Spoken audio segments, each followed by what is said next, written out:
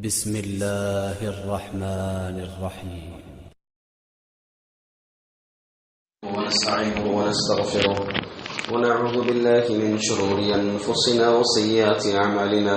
من يهده الله فلا مضل له ومن يضلل فلا هادي له، وأشهد أن لا إله إلا الله وحده لا شريك له، وأشهد أن محمدا عبده ورسوله أرسله بالحق بشيرا ونذيرا. يا أيها الذين آمنوا اتقوا الله حق تقاته ولا تموتن إلا وأنتم مسلمون. يا أيها الناس اتقوا ربكم الذي خلقكم من نفس واحدة وخلق منها زوجها وبث منهما رجالا كثيرا ونساء، واتقوا الله الذي تساءلون به والأرحام إن الله كان عليكم رقيبا. يا أيها الذين آمنوا اتقوا الله وقولوا قولا سديدا يصلح لكم أعمالكم ويغفر لكم ذنوبكم، ومن يطع الله ورسوله فقد فاز فوزا عظيما. أما بعد، فإن خير الحديث كتاب الله، وخير الهدي هدي محمد صلى الله عليه وسلم، وشر الأمور محدثاتها، وكل محدثة بدعة، وكل بدعة ضلالة، وكل ضلالة في النار. أعوذ بالله من الشيطان الرجيم. بسم الله الرحمن الرحيم. قاف والقرآن المجيد بل عجبوا أن جاءهم منذر منهم فقال الكافرون هذا شيء عجيب أئذا متنا وكنا ترابا ذلك رجع بعيد. قال الله جل وعلا في كتابه العزيز لها ما كسبت وعليها ما اكتسبت. وقال في موضع آخر يا أيها الذين آمنوا لا تأكلوا أموالكم بينكم بالباطل. تمام تعریفیں، بزرگی، بڑائی ایک اللہ وحدہ لا شریک کے لیے لائق و زیبا ہے، جس اللہ نے ہم تمام کو پیدا کیا اور ہماری بھلائی کے لیے اللہ رب العزت نے راستے ہموار فرمائے، ہمیں خیر کے دروازے بھی ہمارے لیے کھولا اور شر کے دروازے بھی کھولا، اور جو شر کے دروازے ہیں اس میں بھی ایک اعتبار سے ہمارے لیے خیر ہے۔ اس کے بعد بے شمار لامحدود درود و سلام ہو آخری نبی محمد مجتبی مصطفیٰ صلی اللہ علیہ وسلم پر، جنہوں نے ایک انسان کو، ایک مسلمان کو، ایک مومن کو شرعی نقطۂ نظر سے زندگی گزارنے کی تعلیم دی ہے۔ حاضرین، نکاح ایک ایسا عمل ہے جس میں دو جوڑے بنتے ہیں، دو بندھن ملتے ہیں، اور یہ نکاح شرعی اعتبار سے شریعت کے مطابق تبھی مکمل ہو سکتا ہے جب تک کہ اس میں 3 شرطیں نہ پائی جائیں۔ اگر یہ 3 شرطیں ہیں تو نکاح جو ہے شرعی اعتبار سے مکمل ہوئے گا۔ وہ 3 شرطوں میں پہلی شرط یہ ہے کہ مرد یعنی شوہر، نکاح کرنے والا، زمانے کے مطابق، زمانے کے لحاظ سے اپنی استطاعت کے مطابق لڑکی کو بطور مہر کچھ عطا فرمائے۔ اللہ تعالیٰ فرمایا وَآتُوا النِّسَاءَ صَدُقَاتِهِنَّ نِحْلَةً، کہ تم عورتوں کو مہر عطا فرماؤ نکاح کے وقت۔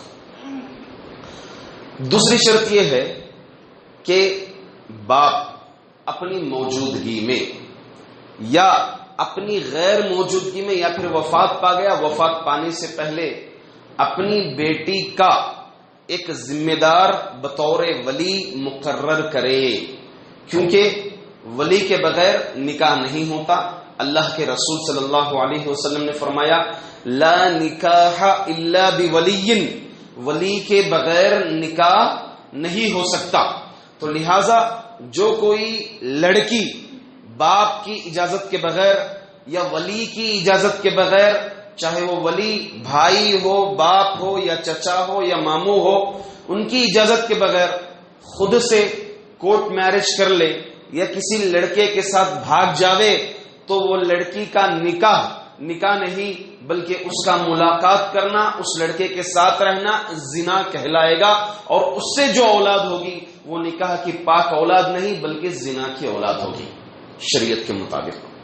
تو دو شرطیں میں نے ذکر کی، پہلی شرط مہر ہو، اور دوسری شرط یہ ہے کہ ولی کا ہونا ضروری ہے شریعت کے مطابق نکاح ہونے کے لیے۔ تیسری شرط یہ ہے کہ لڑکا اور لڑکی نکاح سے راضی ہو، جس کو عام زبان میں ایجاب و قبول کہتے ہیں، جو عقد نکاح کے وقت لڑکے کے زبان سے کہلوایا جاتا ہے اور لڑکی سے دستخط کروایا جاتا ہے، جس کو ایجاب و قبول کہتے ہیں۔ اس کا بھی ہونا نکاح میں ضروری ہے، اس کے بغیر نکاح شریعت کے مطابق نہیں مانا جائے گا۔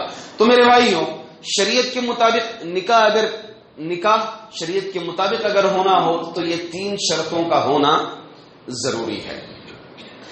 اللہ کے رسول صلی اللہ علیہ وسلم نے فرمایا نکاح کے تعلق سے، خاص طور سے نوجوانوں سے مخاطب کرتے ہوئے، یا معشر الشباب من استطاع منکم الباء فلیتزوج فإنه اغض للبصر واحسن للفرج۔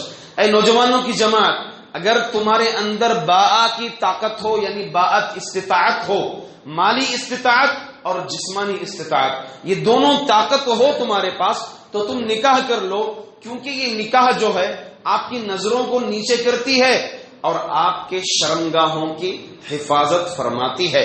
دوسری جگہ پر اللہ کے رسول صلی اللہ علیہ وسلم نے فرمایا من تزوج فقد استکمل نصف الایمان فلیتق اللہ فی النصف الباقی۔ جو کوئی نکاح کر لے اس نے اپنا آدھا ایمان مکمل کر لیا، اس کو چاہیے کہ اللہ تعالیٰ سے باقی آدھے ایمان کے متعلق ڈرے۔ اس کی شرح میں امام نووی رحمۃ اللہ علیہ فرماتے ہیں کہ آدھا ایمان کیسے مکمل کر لیا، کیونکہ ایک حدیث ہے اللہ کے رسول صلی اللہ علیہ وسلم نے جنت کی ضمانت دی ہے اس آدمی کے لیے کہ آپ صلی اللہ علیہ وسلم نے فرمایا جو کوئی مجھے آپ کے دو جبڑوں کے درمیان یعنی زبان کی ضمانت دے کہ اس کی حفاظت کریں گے، اسے جھوٹ نہیں بولیں گے، گالی گلوچ نہیں کریں گے، غیبت نہیں کریں گے، اس کی ضمانت دے، اور اسی طرح دو پیروں کے درمیان جو چیز شرمگاہ ہے اس کی ضمانت دے کہ زنا نہیں کریں گے، غلط کام نہیں کریں گے، صحیح جگہ نکاح کی جگہ اس کو جو ہے استعمال کریں گے تو میں تمہیں جنت کی بشارت دوں گا۔ تو جو آدمی نکاح کر لیا اس نے ایک ضمانت دے دی، ایک ضمانت اس نے دے دی، فلیتق اللہ فی النصف الباقی، آدھی ضمانت یعنی زبان کے بارے میں آپ ضمانت دے دیں، اس کے لیے اللہ کے رسول صلی اللہ علیہ وسلم جنت کی بشارت دیے ہیں۔ آپ صلی اللہ علیہ وسلم نے حتیٰ یہ فرمایا کہ اس آدمی کے لیے اس مرد کے لیے اللہ تعالی کی مدد لازم ہو جاتی ہے، ضروری ہو جاتی ہے، جو صرف اور صرف اس غرض سے نکاح کرے کہ وہ عفت و پاک دامنی میں رہیں، وہ گناہ کے کام میں نہ ڈوبیں۔ اس غرض سے جو آدمی نکاح کرتا ہے اللہ کے رسول صلی اللہ علیہ وسلم نے فرمایا کہ اللہ تعالی کی مدد اس کو لازم آ جاتی ہے۔ معزز حاضرین، مجھے آج کے خطبہ جمعہ میں نکاح کے متعلق جو باتیں کہنی تھی شروعات میں تمہیدی طور پر میں نے کہہ دی، مگر نکاح کے نام پر ہمارے معاشرے میں ایک بہت بڑی بیماری، ایک بہت بڑا مرض، ایک بہت بڑا رواج، ایک بہت بڑا شر ہمارے اس معاشرے میں ہر ایک کے گھر میں تقریباً داخل ہو گیا ہے، ہمارے پورے معاشرے کو گھیر لیا ہے یہ مرض، یہ بیماری، یہ وبا، وہ ہے جہیز۔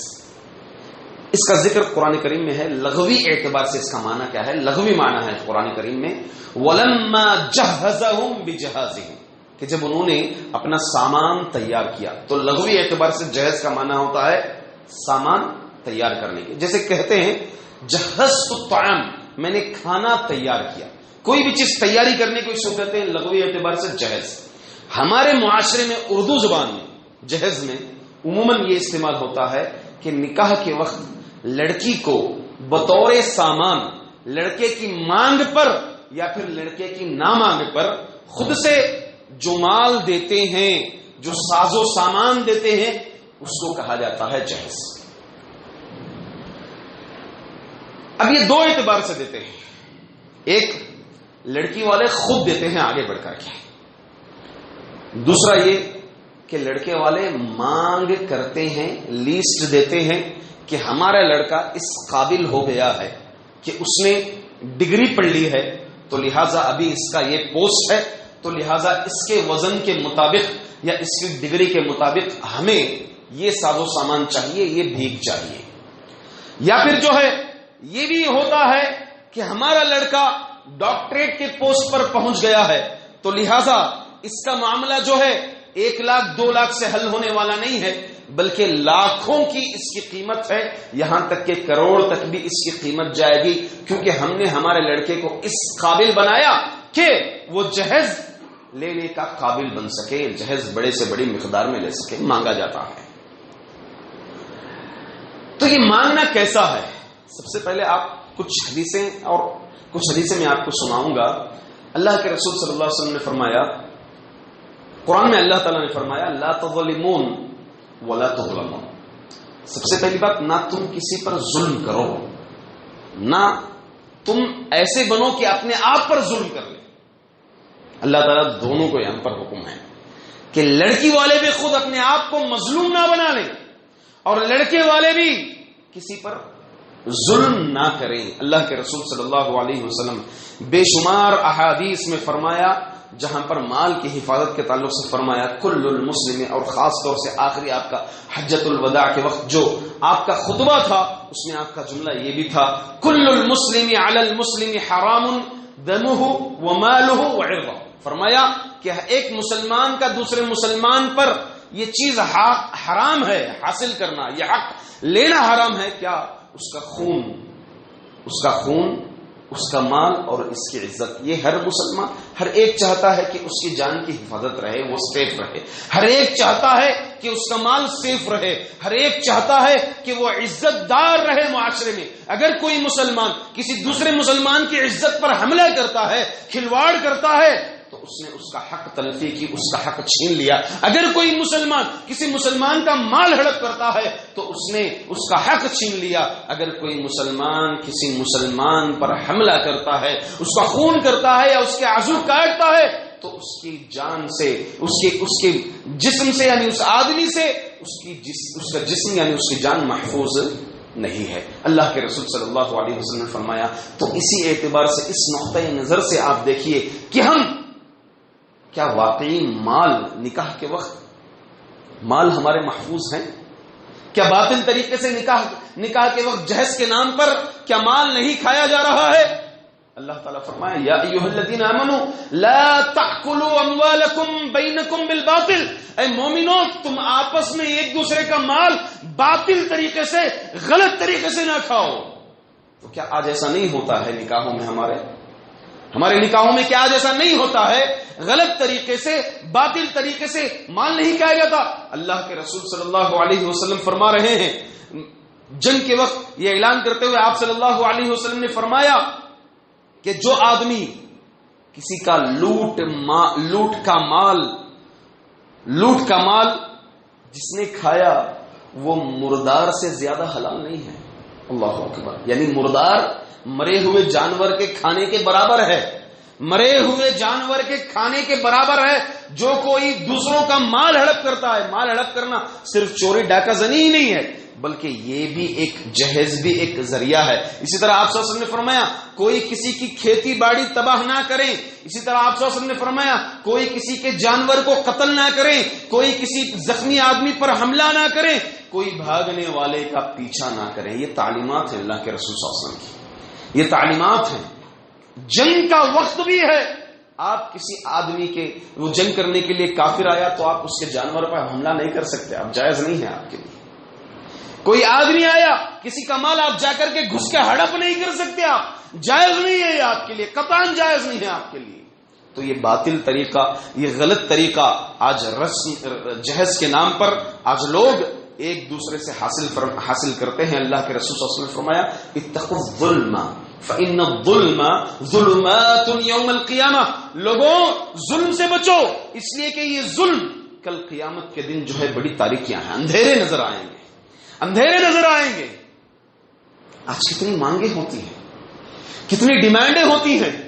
لڑکی کے رشتے کو کمزور بتایا جاتا ہے آج کہ یہ ایک رشتہ کمزور رشتہ ہے، اور لڑکے کے رشتے کو مضبوط رشتہ بتایا جاتا ہے۔ مانگیں ہوتی ہیں، طلب ہوتا ہے، جس کی وجہ سے آج اس جہیز کے نام پر کتنے لوگ تباہی و بربادی کی طرف چلے گئے اور کتنوں نے اپنی جان گنوا لی۔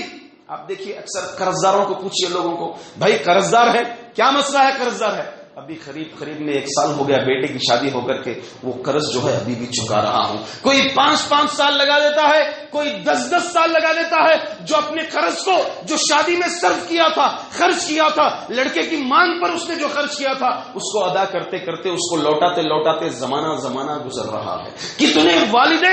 کتنے والدین اس جہیز کی مانگ کو پوری نہ کرنے پر، اس ڈیمانڈ کو پوری نہ کرنے پر، کتنوں نے اپنی ریل کی پٹریوں پر اپنی گردنیں آزاد کر دی، کتنوں نے حادثات کا شکار ہو گیا، اور کتنوں نے اوپر سے چھلانگ لگا دی، اور کتنوں نے پانی میں ڈوب کر مر گئے، صرف یہ جہیز کی وجہ سے۔ میرے بھائی، ایک تو مال اور دوسرا جانیں جا رہی ہیں۔ کتنوں نے اپنے اوپر کرسنال ڈال کے جلا کر کے اپنے آپ کو راکھ کر لیا، بیٹی سمیت۔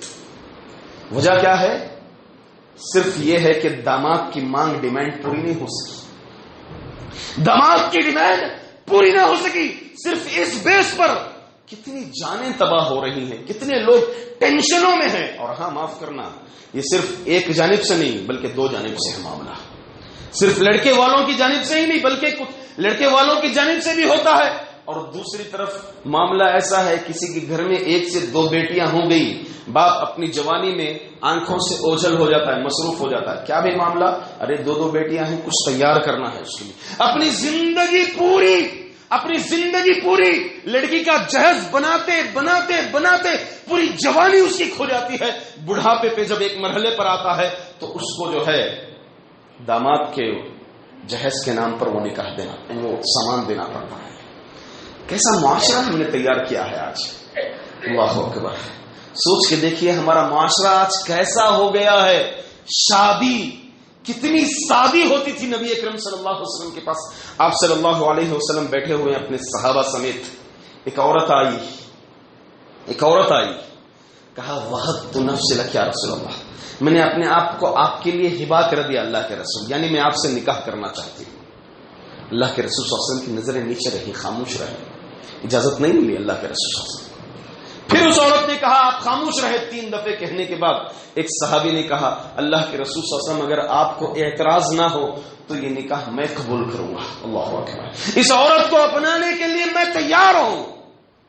تو آپ صلی اللہ علیہ وسلم نے اس عورت سے پوچھا تیرے پاس جہیز دینے کے لیے کیا ہے؟ کیا اللہ کے رسول صلی اللہ علیہ وسلم نے پوچھا اس عورت سے کہ تیرے پاس جہیز دینے کے لیے کیا ہے؟ کیا تیرے پاس اس کو گاڑی دینے کی طاقت ہے، سواری دینے کی طاقت ہے؟ کیا تجھے اس کے نام پر زمین کرنے کی طاقت ہے؟ کیا تجھے کچھ زیورات دینے کی طاقت ہے؟ نہیں کہا، لڑکے سے کہا، مرد سے کہا کیا دے سکتا ہے اس کو، کیا ہے تیرے پاس؟ کہا یہ جو چادر پہنا ہو نا، یہ لباس، اس کے علاوہ کچھ نہیں ہے۔ کہا جا قرض لے جا، تلاش کر جا، مانگ کسی سے۔ گیا آدمی، صحابی گئے، کہیں نہیں ملا، واپس سے اللہ کے رسول کچھ نہیں ملا، اس کے علاوہ کچھ نہیں۔ کہا جا ایک لوہے کی انگوٹھی سے ہی اس کو تلاش کر کے لے آ۔ گئے، کہا اللہ کے رسول وہ بھی نہیں ملی۔ کچھ قرآن کریم کی صورتیں یاد ہے تجھے؟ کہا یہ صورت یاد ہے، نکاح کے بعد یہ صورتیں حفظ کروا دینا، یاد دلا دینا، اس کی تفسیر بتا دینا، مطلب بتا دینا، یہی تیرے لیے مہر ہے۔ اللہ اکبر، نکاح ہو گیا میرے بھائیوں، نکاح ہو گیا۔ کتنا تکلفات ہمارے پاس آج، نکاح کرنا زندگی کا ایک بہت بڑا چیلنج ہے آج۔ اللہ اکبر، کون بنائے ایسا معاشرہ؟ ہم لوگوں نے بنایا معاشرہ سے۔ ایسے مشکلات ہم داخل کر لیے، ایسے تکلفات اپنی زندگیوں میں ہم رچ گئے، اس میں گھس گئے ہم لوگ۔ وجہ آج اس کو بھگت بھی رہے ہیں ہم۔ بیٹی ہو گئی، پہلے ہی چہرے بگڑ جاتے ہیں، ارے جہیز دینا پڑے گا، پہلے چہرے بگڑ جاتے ہیں۔ لڑکا ہو گیا، خوش ہو جاتے چہرے، جہیز آئے گا۔ اللہ اکبر، کیا معاشرہ بنا رہے ہم۔ لڑکی ہوئی، چہرے بگڑ رہے ہیں، جہیز دینا پڑے گا۔ لڑکا ہوا، چہرے خوش ہو رہے کہ جہیز آئے گا گھر کو۔ اللہ اکبر، سوچ کے دیکھیے کیسا معاشرہ۔ اللہ کے رسول صلی اللہ علیہ وسلم، صحابہ رسول کا نکاح ہوا، دیکھا دلہے کی شکل میں تھے، کیا بھائی نکاح کیا؟ کہا ہاں اللہ کے رسول میں نے نکاح کیا۔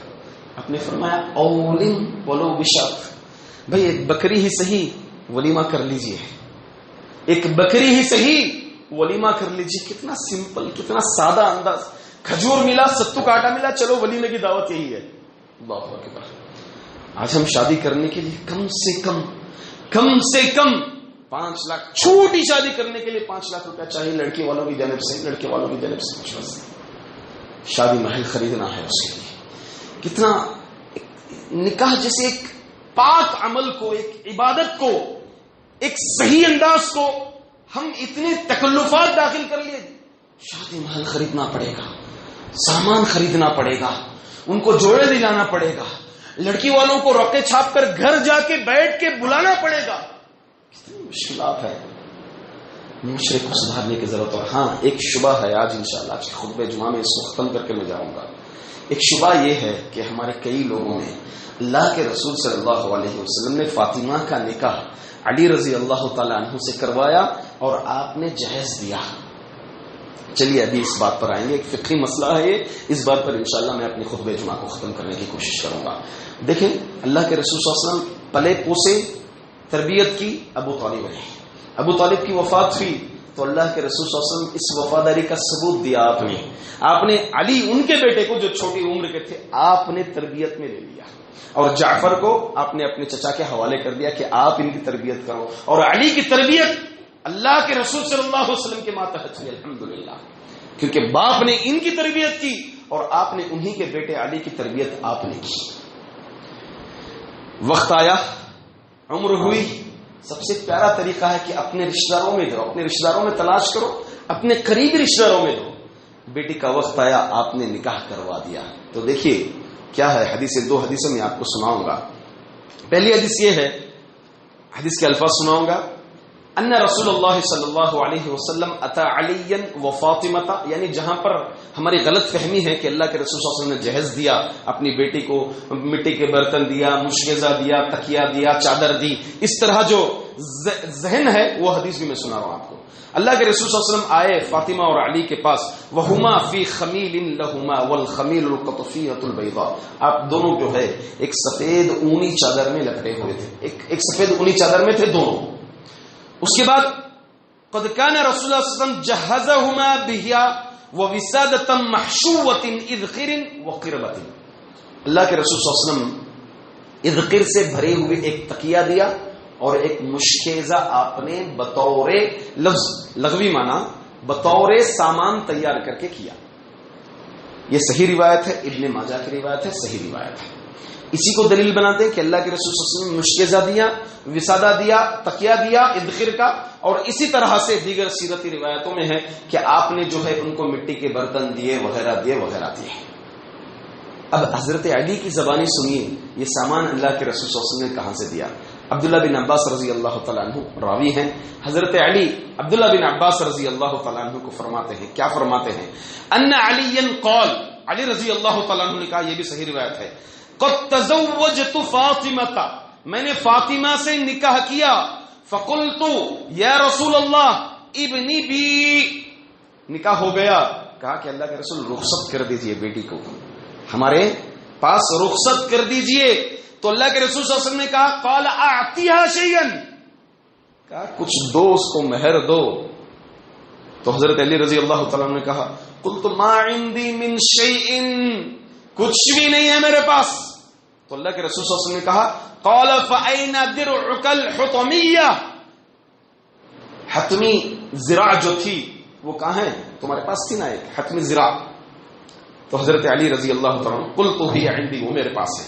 قال فأعطها إياه، پھر آپ نے فاطمہ کے حوالے کر دیا مہر کے طور پر.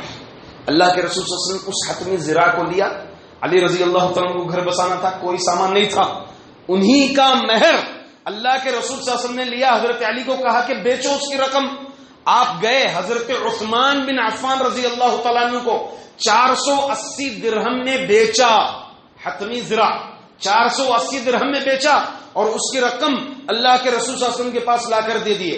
اللہ کے رسول صلی اللہ علیہ وسلم اس پیسوں سے، اس مال سے آپ نے تکیہ اور ان کا جہیز کا سامان تیار کر کے حضرت علی رضی اللہ تعالیٰ کو فاطمہ کے ساتھ رخصت کیا. اللہ اکبر.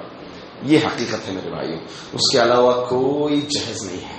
اس کے علاوہ کوئی جہیز اللہ کے رسول صلی اللہ علیہ وسلم نے حضرت علی کو فاطمہ رضی اللہ تعالیٰ عنہ کے نکاح کے وقت نہیں دیا. آپ صحابہ کے عمل کو دیکھ لیں گے, کہیں بھی آپ کو مذکور نہیں ہے کہ کسی صحابیہ نے صحابی کو نکاح کے وقت جہیز دیا. کہ تابعین کے عمل دیکھ لیجیے آپ, کسی تابعین نے جہیز دیا. ہاں ہدیہ کچھ تحفے میں, تحفے کے طور پر نکاح کے وقت اگر ماں یا باپ بیٹی کو کچھ دے دے ایک ہدیے کے طور پر, ایسا نہیں کہ رسم کے طور پر, رواج کے طور پر, جیسے مائی خدیجہ رضی اللہ تعالیٰ عنہ کے بارے میں آتا ہے کہ اپنی بیٹی کو نکاح کے وقت آپ نے ایک ہار کچھ ہدیے کے طور پر دیا تھا. روایت میں یہ بھی ملتا ہے آپ کو البدایہ اور نہایہ کے اندر کہ اس کا یہ چیز مذکور ہے. مگر اس کو جو آج ہم رواج بنائے ہیں, سسٹم بنائے ہیں, شادی پہلے وقت آیا, وقت آنے سے پہلے رشتے تلاش کر رہے ہیں, ان کے گھر میں پتہ نہیں کتنی دعوتیں کھائے, وہ لڑکی کو دیکھے کتنی دعوتیں کھائے, پھر وہاں پر ریجیکٹ کیا, وہ لڑکی کو دیکھے کتنی دعوتیں کھائے, وہاں ریجیکٹ کیا. ایک سے شادی سے پہلے, نکاح سے پہلے تقریباً 2-3 لاکھ روپیہ باپ کے خرچ ہو جاتے ہیں, کروا ہی دیتے ہیں. اللہ اکبر. یہ جو ہم ایسا سسٹم بنائے ہیں, ایسا رواج جو ہم بنائے ہیں, یہ قطعاً بالکل مناسب نہیں ہے. اللہ تعالیٰ یہاں پر مردوں کو قوی قرار دیا. الرجال قوامون علی النساء بما فضل اللہ بعضهم علی بعض وبما انفقوا. اللہ تعالیٰ نے مردوں کو قوام بنایا عورتوں پر. کس اعتبار سے بھائی؟ کیونکہ مرد عورتوں پر خرچ کرتے ہیں. ہاں نکاح کے وقت عورت خرچ کرے. عورت صرف وداعی کے علاوہ, باپ جو وداع کرتا ہے اپنی بیٹی کو, اس کے علاوہ 1 روپیہ بھی خرچ کرنے کا کہیں ثبوت نہیں ہے. کئی لوگ مساجد میں آتے ہیں, اعلان کرتے ہیں کہ بھائی ہاتھ سے معذور ہو گیا, پیر سے معذور ہو گیا, عمر کٹ گئی, میری 3 بیٹیاں ہیں, نکاح کے لیے کچھ دے دیجئے. کتنے باپوں کو فقیر بنا رہے ہیں, بھیک مانگنے پر تلا رہے ہیں. کتنے باپوں کو بھیک مانگنے پر تلا رہے ہیں. قرضدار کتنے باپوں کو بنا رہے ہیں. کتنے باپوں کی جانیں جا رہی ہیں صرف اور صرف یہ جہیز کی وجہ سے. یہاں پر دوسری طرف سے باپ خود اپنے آپ کو مظلوم بنا لیتا ہے. بیٹی پیدا ہو گئی تو اس کے سامان تیار کرنے میں لگا ہے, اس کی شادی کے لیے تکلفات, اپنا فخر, اپنی نمائش اور اپنی عزت بتانے کے لیے کتنا فضول کرتا ہے. ایک دن کی خوشی کے لیے اپنی بیٹی کو ودا کر رہا ہے, اتنا خرچ کر رہا ہے, اتنی نمائش کر رہا ہے, اتنے اخراجات کر رہا ہے, جبکہ اس کی حیثیت وہ نہیں ہے. قرض لیا ہے وہ, اس کے بعد 10-10 سال اس کو پھیرتا ہے, لون ادا کرتا ہے 10-10 سال. کون بنا لے معاشرہ ایسا ہے؟ یہاں سے بھی غلطی ہے. سب سے پہلے اس ذہن کو ہٹائیں اس ذہن کو, اس سوچ کو ہٹائیں آپ, اس فکر کو ہٹائیں آپ. نکاح سادہ ہونا چاہیے. آج نکاح میں اتنی تکلفات ہو گئی تو آج نکاح بہت مشکل بنا لی اس امت میں. زنا بہت آسان ہو گیا. آج اس نکاح کی وجہ سے, یہ جہیز کی وجہ سے کتنے لوگ زکوٰۃ کا مال ادا نہیں کرتے ہیں. زکوٰۃ دے دیں گے تو مال ختم ہو جائے گا, اس لیے جو ہے مجھے جہیز دینا ہے, یہ جہیز کے لیے میں نے فکس کر دیا, اس مال سے میں زکوٰۃ نہیں نکالوں گا. کتنے لوگ حج جیسی فرض ادائیگی, اللہ تعالیٰ کا حق, اللہ تعالیٰ جو مقرر کیا حیثیت ہو جاتی ہے, مگر اسی مال کو جہیز کے لیے تیار کرتا ہے. کیونکہ مجھے ایک دن آئے گا نا نکاح کا دن, اس دن میری فخر دکھانا ہے, میری مہمان نوازی دکھانی ہے, میری عزت دکھانی ہے, میری شان دکھانی ہے, میری شوکت دکھانی ہے. اس کی خاطر حج نہیں کرتا کیونکہ جہیز تیار کرنا ہے, زکوٰۃ ادا نہیں کرتا کیونکہ جہیز اس کو تیار کرنا ہے. اور ہاں الحمدللہ ایسے نوجوان مرد احباب ہیں جو سنت کے مطابق نکاح کرنا چاہتے ہیں. میری ماؤں سے میں خطاب کر رہا ہوں, بہنوں سے خطاب کر رہا ہوں. وہ مائیں ایسا ہونے نہیں دیتی, وہ بہنیں ایسا ہونے نہیں دیتی کہ ہم نے بیٹی دی کسی کے گھر پر, ہم نے جہیز دیا لہذا ہم بھی لے لیں. اللہ اکبر. لا تظلمون ولا تظلمون. اللہ تعالیٰ نے قاعدہ دے دیا, تم کسی پر ظلم نہ کرو اور تم بھی ظلم نہ سہو. ہاں اگر ہو گیا, آپ نے کسی کو دے دیا, معلوم نہیں تھا آپ کو, مگر لینے کا کام اللہ کے لیے نہ کرو میرے بھائیو. اللہ کے لیے لینے کا نام نہ کرو. یہ اللہ کے رسول صلی اللہ علیہ وسلم کی پیاری سنت ہے, انبیاء کی سنت ہے. اللہ تعالیٰ اس حلال طریقے کو انسانی فطرت کے مطابق, انسانی روح کو سکون کے لیے اللہ تعالیٰ اتنا پیارا طریقہ رکھا ہے. اس پیارے طریقے کو, اس آسان طریقے کو مشکل مت بناؤ. اس آسان طریقے کو تکلفات پیدا کر کے خامخواہ جو ہے شادیوں کو بربادیوں میں تبدیل نہ کرو. یہ امت آج جو تباہ ہے, آج جو برباد ہے, اس کے وجوہات میں سے ایک وجہ یہ ہے کہ شادیوں کو بربادیاں بنا لی ہیں. یہی ایک وجہ ہے. علمی میدان میں پیچھے ہیں ہمارے لوگ, علمی میدان میں پیچھے ہیں. مدارس کے لیے, اسکول کے لیے اگر کسی بچے کے فیس بننا ہے تو کوئی آگے نہیں پڑے گا. اگر کوئی یہ اعلان کرتا ہے بھائی ہماری جھولی بھر دو, ہماری بیٹی کی شادی ہے, تو فوری طور پر مال خرچ کرنے کے لیے تیار ہے. کہاں جا رہا ہے؟ فضول دعوتوں میں جا رہا ہے, پیسوں میں جا رہا ہے, بڑی بڑی شادیوں میں سنوارنے کے لیے پیسہ جا رہا ہے, اسٹیجیں بنانے کے لیے ہمارا پیسہ برباد ہو رہا ہے. یہی پیسہ تعلیم کے لیے لگاؤ, علم میں خرچ کیجیے. یہ امت بنے گی, اس امت کا ڈھانچہ بنے گا, عزت ملے گی, اللہ تعالیٰ عزت بخشے گا اس میں. بہرحال اللہ تعالیٰ سے دعا ہے کہ اللہ رب العزت ہم تمام کو جہیز جیسی رسم سے محفوظ فرمائے. ہم اللہ تعالیٰ اس امت کے افراد کو, نوجوانوں کو نکاح کے مطابق, شریعت کے مطابق نکاح کرنے کی توفیق عطا فرمائے. اللہ تعالیٰ ہم تمام کو توفیق دے کہ اس امت کی فکر ہمارے اندر پیدا ہو. جہیز جیسے رسم کو, جہیز جیسے باطل طریقے کو اللہ تعالیٰ ہمیں حاصل کرنے سے اور دینے سے بھی اللہ تعالیٰ اس امت کو بچا لے. کئی نوجوان صرف اسی بیس پر یہ ہے کہ پیروں پر کھڑے ہونا ہے, اپنی جوانی برباد کر رہے ہیں, کیونکہ شادی ایک دن کرنی ہے زندگی میں.